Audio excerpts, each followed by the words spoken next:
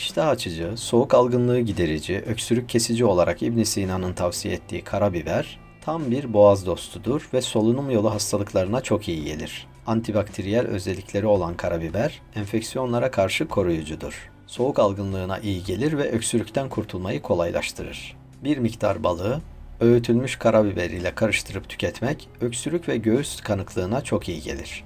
İçeriğindeki mineral ve vitaminler sayesinde vücuda zindelik katarak enerjik olmanızı sağlar. Her sabah sütün içerisine ekleyeceğiniz karabiber, enerjinizi arttırırken metabolizmanızı da harekete geçirir. Günümüzde hekimler tarafından sigarayı bırakmak isteyen kişilere özellikle tavsiye edilen karabiberi zerdeçal ile karıştırarak tükettiğinizde sigarayı bırakmanızı kolaylaştırır.